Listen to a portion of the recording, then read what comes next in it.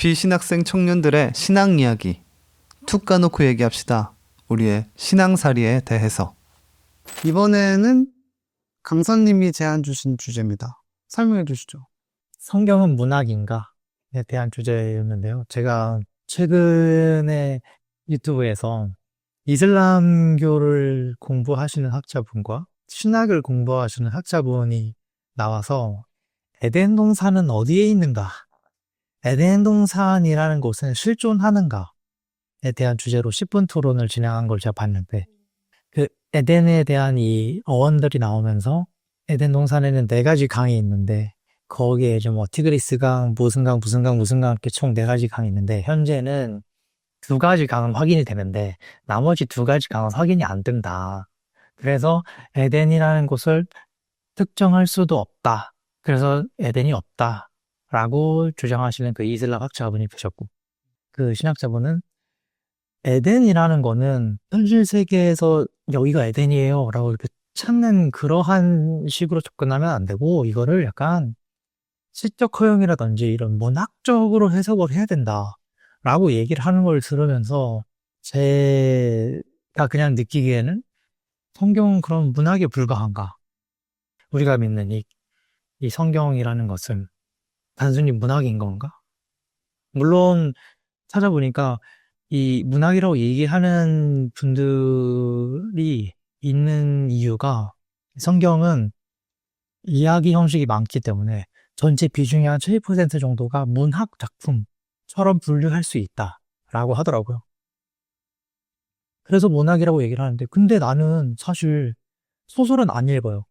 재미가 없거든. 근데 수필은 그것도 안 읽어. 사실 내가 보는 거는 시밖에 없어요.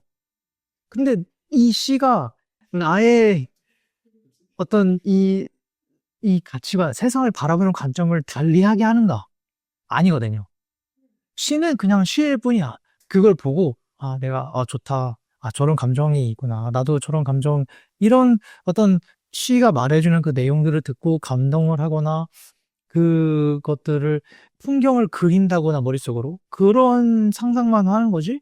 이 시가 내 인생의 터닝 포인트가 된다거나, 내가 바라보는 이 시각에 지경을 넓혀준다거나, 이렇진 않단 말이죠. 그런 관점에서 성경을 바라봤을 때 이게 문화작품이라면 나는 읽어도 그만, 안 읽어도 그만. 그렇게 표현되는 게 별로 좋아 보이지 않았다. 근데 왜 박사까지 연구하시는 그런 분이 왜 굳이 이걸 이 문학이라고 얘기를 하는가? 그게 되게 궁금했던 거죠. 그래서 이 성경이 진짜 이 문학인 건가? 저희 교회 목사님도 그런 말을 가끔씩 하시죠. 어떤 포인트에서? 그게 마다마다 달라서 가끔씩 하시죠. 네. 문학이라고? 문장을 정리를 하자면, 성경은 문학인가라는 말에서는, 그러니까 형식적으로 문학의 형식을 갖췄냐의 이야기는 아닐 거죠. 형식적으로는 70%는 문학의 형태를 갖췄다고 얘기를 할 수 있다라고 얘기를 했지만, 그 얘기를 하는 건 아닌 거고, 그러면 없는 얘기를 새로 지어낸 소설이냐, 이거에 대한 반감인 거잖아요. 그죠? 그렇죠. 우리가 성경을 믿는데 이거를 지어낸 소설이라고 하면 우리 꼴이 너무 우습게 돼버리지 않냐. 근데 왜 신학 박사들은, 그 신학한다는 신학자들은 성경이 어떤 소설 같은 문학 작품인 것처럼 대할 때가 있냐. 그런 거에 대한 불만인 거죠. 불만? 그런 거에 대한 의문. 어떻게 생각하세요? 그냥 문학적인 요소들은 있는 것 같아요. 근데 어쨌든 픽션은 아니잖아요. 사실을 기반으로 한 거니까. 근데 또 시편 같은 경우도 다 시로 이루어져 있잖아요. 그럼 그거는 문학이라고 볼 수 있나? 시니까 볼 수 있지 않을까요? 그러니까 그거는 형식적으로 시의 형식을 가지고 있고, 그리고 어떻게 보면은 사실을 논하는 건 아닌 때가 많죠. 그러니까 문학이냐 아니냐, 픽션이냐 팩트냐에 가르는 그 경계는, 이 이야기가 어떤 역사적 줄거리를 이야기하고 있고, 이 역사적 줄거리가 실제로 있었던 게 아닌 무언가 이라고 보는 게 아니냐, 문학이라고 하는 게. 정리하고 넘어가야 될 게, 그 성경을 문학적으로 봐야 한다. 그러니까 성경의 은유를 해석을 해야 한다. 이렇게 정확히 얘기하면 그렇게 이야기하는 부분들은 있는 것 같아요. 그리고 실제로 그렇게 성경을 봐야 되는 분야도 있는 것 같아요. 그러니까 예를 들면 방금 얘기했던 것처럼 시에서 얘기하는 거, 뭐 그들의 영혼은 수월에 가 있고 라면서 뭐 다윗이 얘기하고 기도하는 그런 내용 있잖아요. 원수의 머리에 불덩이가 떨어지게 하시고 뭐 그런 것들. 그게 정말 불덩이가 실제로 떨어지게 하냐, 이게 팩트의 영역이냐? 그건 아니잖아요. 그러니까 그건 명백히 누구나 다 인정할 수 있는 은유의 요소인 거죠. 근데 그 요소를 어디까지 확장해서 볼 것이냐. 야곱이 하나님을 만나서 밤새 씨름했다는 것도 그 뭔가 해설의 영역으로 봐야 될 것이냐. 이런 거에서 이제 문제가 생기는 거죠. 이걸 우리가 문학이라고 봐야 되나? 실제라고 봐야 이게 되나? 진짜 씨름을 한 건지. 진짜 씨름을 했다라고 얘기를 하는 사람들도 있고 문학으로 본다는 사람들도 있고. 근데 성경을 믿는다면 씨름을 실제로 했을 것이다 라고 생각을 하는 거죠. 그런 것도 있어요. 오병이어 같은 경우에도 이게 진짜로 보리떡 5개와 물고기 2마리로 거기 2,000명인가요? 5,000명인가요? 5,000명을 먹이셨다라고 하는데 실제로 오병이어였냐? 아니면 모두가 가까운 도시락을 슬금슬금 꺼내서 그게 갑자기 양이 많아졌다. 뭐 이런 얘기도 있으니까. 이런 걸 진짜로 믿을 거냐 말 것이냐. 그 이야기인 거죠. 2개인 거죠. 이거를 실제가 아니라고 볼 것이냐 말 것이냐의 문제도 있는 거고, 그게 실제인 것도 있고 아닌 것도 있다라고 본다면 어디까지를 실제라고 볼 것이냐. 그 영역으로 좀 이렇게 정확히 파고들자면 그게 문제인 거죠. 어디까지 실제라고 보시죠? 저는 기본적으로 성경에 나와 있는 말은 실제다라고 기본적으로 생각을 하고서는 바라본 거였는데, 제가 듣기에는 자꾸 이거는 막 시적 허용이다, 이거는 문학적으로 해석해야 된다, 이런 식으로 말씀을 하시니까, 그러면 에덴 동산이라는 거는 실존하지 않았던 허구의 내용이라는 건가? 라는 생각을 하게 된다는 거죠. 근데 이거를 문학으로 이해해버리면 그럼 나는 굳이 성경을 읽을 필요 없는데, 탈무드도 있고 위인전도 있는데 굳이 성경을 해서 교훈을 얻어야 되는 이유는 뭘까? 다른 곳으로도 얻을 수 충분히 있는데, 이 탈무드도 그렇고 그 위인전도 그렇고 이걸 읽으면서 아, 저렇게 살아야 되는구나, 내가 깨닫고 내 삶에 실천하면 그만 아니에요? 그게 교훈이거든요. 제 입장에서는 왜 그거를 같은 문학 작품 상으로 격화를 시키는 건가? 라는 생각이 드는 거죠. 그 히브리가 원어에 헬라어나 히브리어에 그렇게 쓰여져 있으면은 저는 믿는다고 보고, 이게 이제 그 번역이 계속 되면서 저희는 지금 3번 된 거잖아요. 미국 영어로 번역되고 한국어로 번역된 거니까. 그러면 거기에서 나오는 그 이 필사분들의 그런 어떤 생각이 들어갈 수밖에 없지 않았나. 그 씨름했다는 그 말도 만약에 그 원어가 진짜 씨름이면은 그거 진짜 팩트가 되는 거야. 근데 씨름을 했는데 그 안에 사실 다른 뜻이 있다라고 하면은 이제 어떤 그 시대적 배경을 이해하고서는 바라보게 되겠죠. 근데 저는 어떻게 보면 신앙을 좀 쉽게 하려고 하는 걸 수도 있어요. 믿기 어려운 건 다 쳐내는 걸 수도 있어. 기본적으로 최근에 제가 드는 생각은 뭐냐면 성경을 언제 누구를 위해서 쓰였느냐가 중요하다고 봐요. 그래서 쓴 사람의 목적이 그 문학적인 이야기를 하기 위해서 썼다면 문학으로 읽는 게 맞다. 근데 쓴 사람이 역사서로 기록했다면 역사로 읽는 게 맞다. 거기에 역사에 거짓이 가미됐냐? 그건 오늘 확인할 방법은 없고. 그게 지금 6,000년이라고 하나요? 그럼 한참 시간이 지난 지금 와서 그 책을 돌아볼 때 할 수 있는 최선의 팩트 체크이라고 생각하거든요, 저는. 그러면 지금 구약은 언제 쓰였다고 얘기를 하냐 하면 바벨론 포로로 이스라엘 백성이 잡혀갔을 때, 갔다가 느헤미야 때, 에스라 때 다시 돌아와서 성경을 짓고 그 나라를 회복하죠. 그 회복하는 시기에 집대성 다시 된 것이 성경이라고 얘기를 하거든요. 그러니까 어떻게 보면 거기서부터 그냥 시작해도 되지 않을까? 신앙을? 저는 그렇게 생각해요. 아, 우리가 구약이라고 믿고 있는 그 책이 느헤미야 때 그 민족들이 다시 민족 정체성을 찾으려고 만들었던 책에서 시작됐구나. 그러면 어떻게 보면 삼국유사랑 비슷할 수도? 이 정도의 생각도 할 수는 있는 거죠. 그렇지만 삼국유사는 믿지 않고 우리가 내가 성경을 믿는 이유는 뭐냐? 라고 하면 난 삼국유사의 당군님이 나에게 어떤 그런 체험을 하게 해줬다거나 나의 신앙으로서 내 삶에 이끌어가고 있다는 걸 깨달았다거나 이런 경험은 없거든요. 근데 나는 하나님을 믿고 하나님이 함께 이끌어가는 삶을 살아가고 있다고 생각하고 그 삶 안에서 살아가는데 그럼 이 하나님이 누구지? 라고 했을 때 그 책을 참고하라라는 분명한 지침이 있는 거죠. 그래서 그 책을 통해서 예수님이 오셨고 예수님의 제자들을 통해서 우리한테까지 믿음이 전파되었다.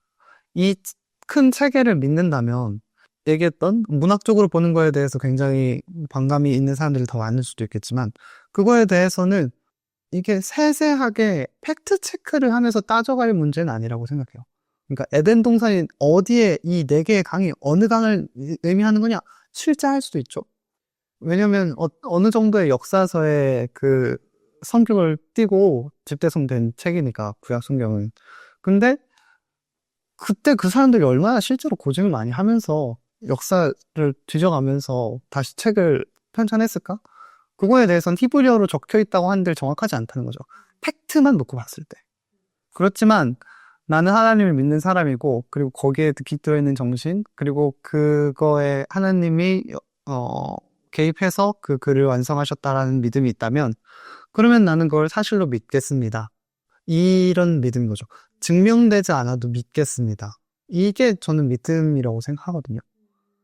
알고 나서 믿는 건 믿는 게 아니라 아는 거다. 라는 옛날 강풀 작가의 어떤 만화에 나오는 말인데 그래서 신약도 마찬가지로 신약에 있어서는 쓴 사람이 명확한 경우가 대부분이고 그 대부분은 편지여서 수신자까지 있고 그리고 이 수신자에 대해서 어떤 메시지를 정확히 전하기 위해서 명확한 의도성을 가지고 여러 가지 표현을 사용했잖아요. 이거를 그 세계의 차원을 다 이해를 해야지 거기에 있는 문자가 해석이 되는 거지. 이 문자만 따라가가지고는 길을 잃는다는 거죠. 술 취하지 말라 이는 방탕한 것이니 라고 하는 장면도 있고 어딘가는 또 너무 아프면 술을 한 모금 마셔라 라는 내용이 있다는 얘기를 전도사님한테 들은 적이 있었거든요, 예전에. 그러니까 이게 술을 마시란 얘기냐, 술을 마시지 말란 얘기냐가 아니라 그 사람이 말하는 그 상대방에게 어떤 처방을 내려주고 있구나. 이 내용을 더 들여다봐야 되지 않을까? 하는 생각이 있어요. 그러니까 이 성경의 권위를 가지게 된 과정에 대해서도 한번 생각을 해보자는 거죠. 신약에 있어서 그 성경의 권위를 가지게 된 과정은 바울이라는 사람이 편지를 썼을 뿐인데 이 편지 내용이 너무 좋더라. 그러니까 우리 교회 사람들도 보고 옆 교회도 돌려보고 하나님 믿는 사람들이 함께 돌려보면서 이게 정말 하나님을 믿는 사람의 이야기고 하나님이 주신 말씀이구나라는 권위를 얻게 되었다는 거죠. 그 과정을 통해서 하나님의 권위를 그 성경이라는 그 말씀의 권위를 얻은 문서들이 하나씩 생겨났고 그리고 그것들을 교회라는 신앙 공동체에서 정한 거잖아요. 딱 여기서부터 여기까지 성경이라고 하겠다. 그 권위를 신뢰하고 그 권위를 인정해서 그 성경을 이제 우리가 받아들이는 거죠. 성경이라는 게 결국엔 그 과정을 거쳐서 나왔다.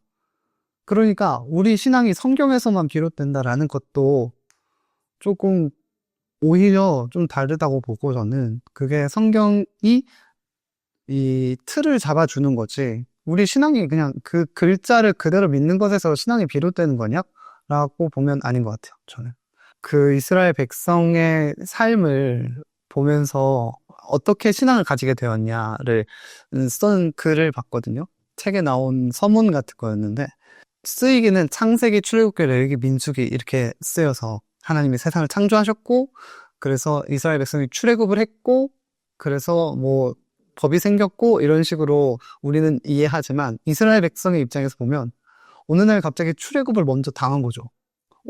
이게 뭐지? 우리는 어떤 경험을 한 거지? 라고 하고 탁 나왔는데 근데 창세기가 그때 나오는 거죠. 모세가 이제 그때 또 집대성을 해서 모세가 썼다고 인정되는 그 창세기를 보고 이제 하나님이 어떤 분인지 아는 거잖아요. 그러니까 성경이 있고 신앙이 있는 게 아니라 신앙이 있고 성경으로 하나님을 더 알아가는 단계. 그게 오히려 신앙의 순서 아닌가? 저는 그렇게 생각합니다. 어떤 생각을 하시나요? 저는 이 포인트가 그래서 내 삶의 가치관이 되는가? 나의 이 사고를 변경해줄 수 있는가?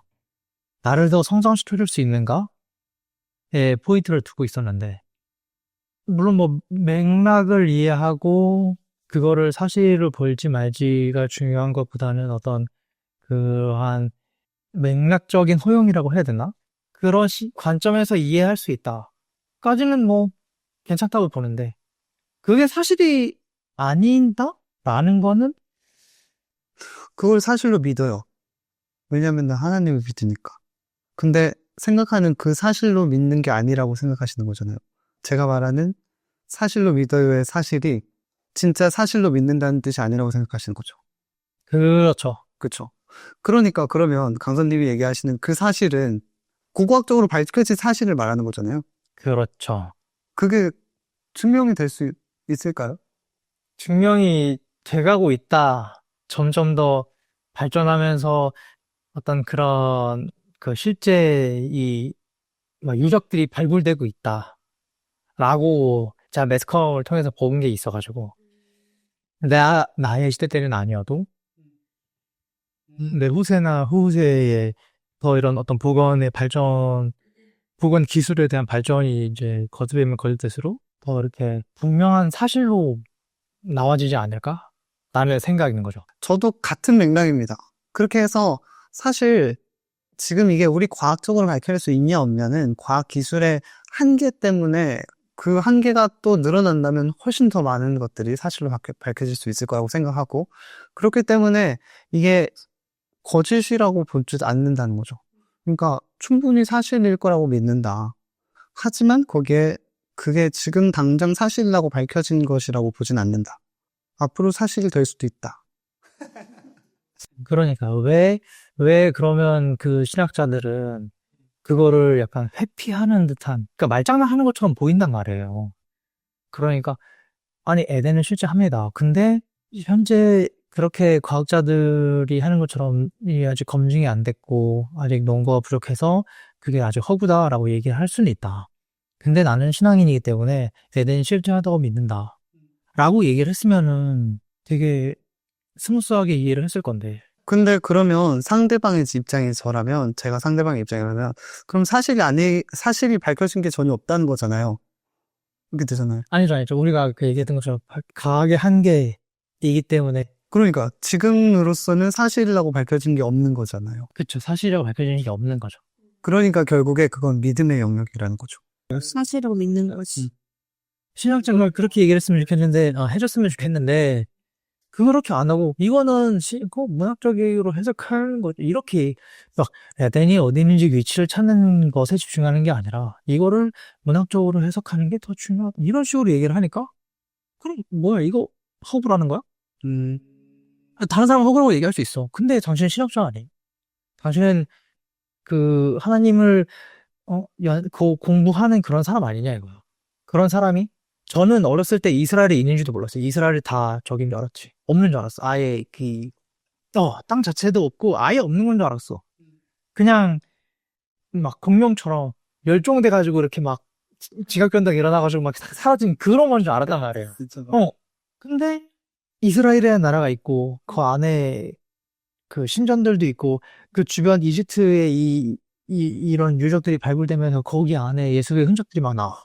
그러니까 이게 과학이 발전되면 발전할수록 이것들이 더 이렇게 점점 사실로 드러난다는 거죠. 제가 예전에는 성경은 허구 아니야? 다 소설 아니야? 라는 느낌으로 이렇게 이야기하시는 분들이 많았는데 요즘의 성경은 이건 맞아. 근데 난 안 믿을래. 이런 느낌으로 많이 다가온단 말이에요.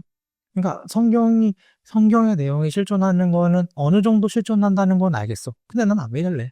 요런 진짜 믿음의 영역으로 갔다라는 생각을 한단 말이에요. 예전에는 야, 그거 구라잖아.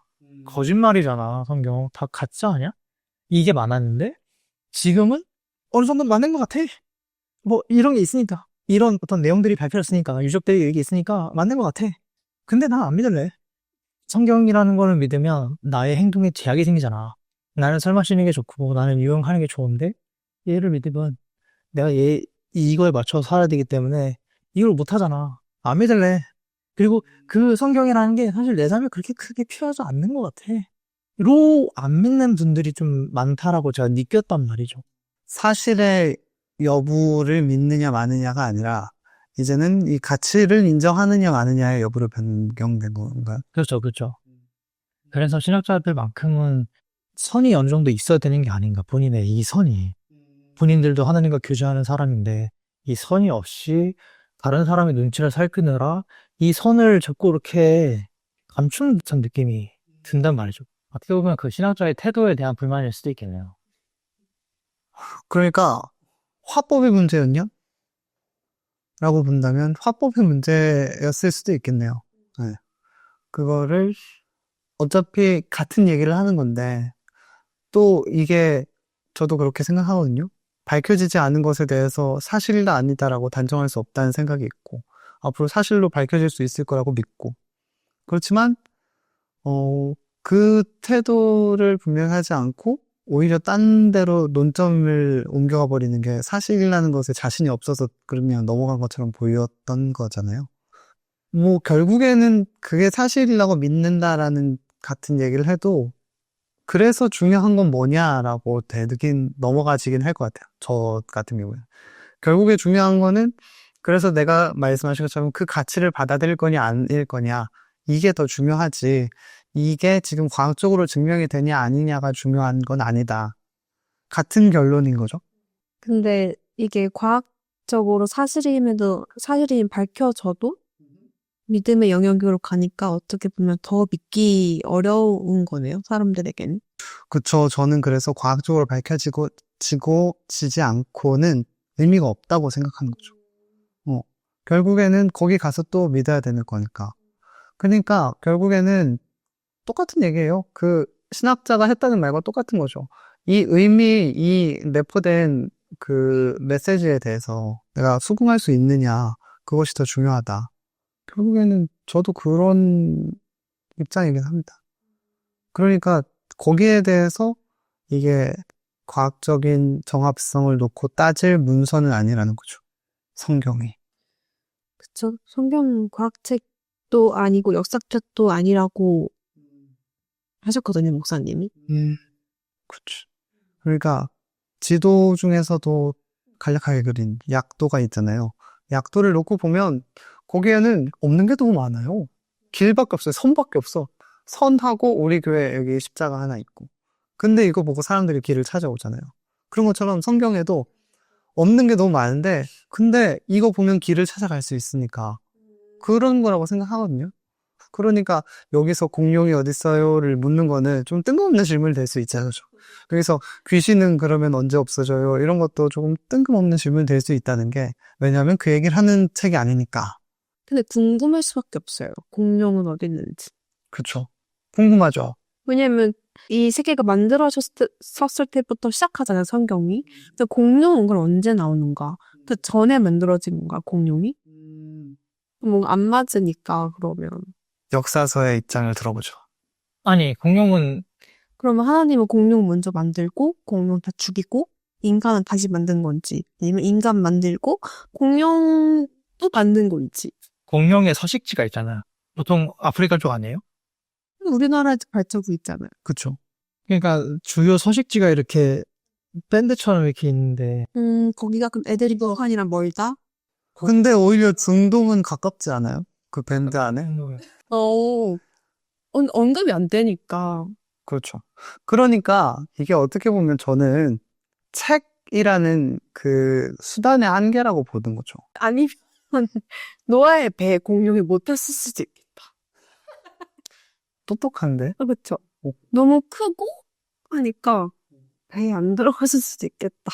근데 그러면 분명 뭐 한 쌍씩 7쌍씩 보내셨다 그랬는데 공룡은 제외였나? 공룡은 굳이 필요 없겠다. 그러니까 이것도 엄밀하게 따지는 성경적 얘기는 아닌 거죠. 그러니까 이 성경적으로 따진다는 게 과학적일 수 없는 모먼트가 많은 거죠. 그리고 저희가 학교에서 배우는 거랑 다르니까 성경이 빙하기도 안 나오잖아요. 빙하게 안 나오죠. 근데 학교에서는 그런 걸 배우니까 그러네. 이게 뭔가 시대별로 나열할 수 없는 게 좀 많네요. 맞아요. 그러니까 역사서나 과학서라고 보기에는 뭐라고 맹점이 너무 많은 거죠. 그리고 그거를 아까 얘기했던 그 부분의 내용이 김남국 목사님이 쓴 창세기 파헤치기에 있는 이야기거든요.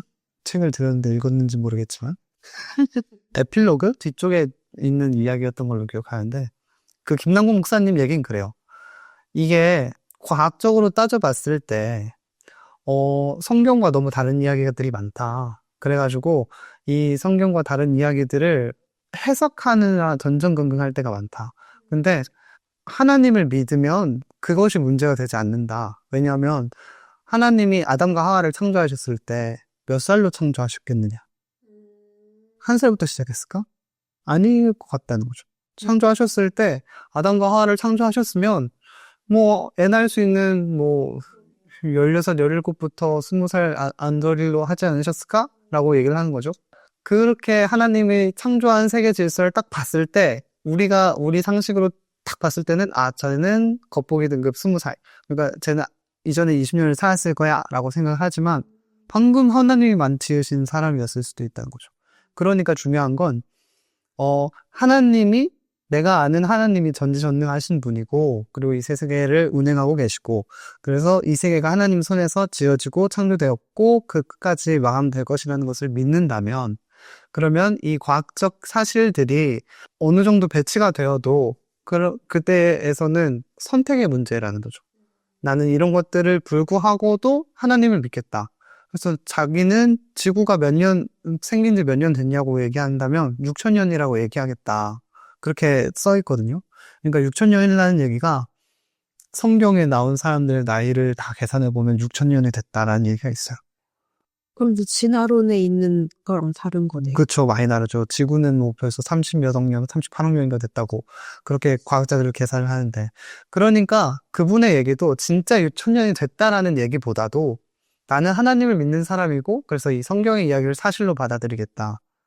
어떻게 보면 입장에 가까운 거죠.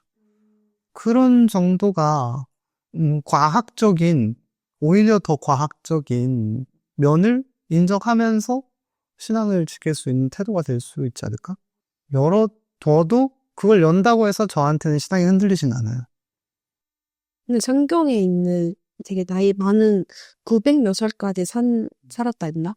근데 그것도 사실 사실이라고 보기 힘들다는 게 그때는 1년을 세는 게 기준이 지금이랑 다를 수가 있다. 그렇게 생각해보는 거겠죠. 그래서 진짜 900살까지 안 살았을 수도 있다. 근데 그냥 900살까지 살았다고 믿는 거죠. 900살까지 사셨겠구나. 이 긴 세상 힘드셨겠다.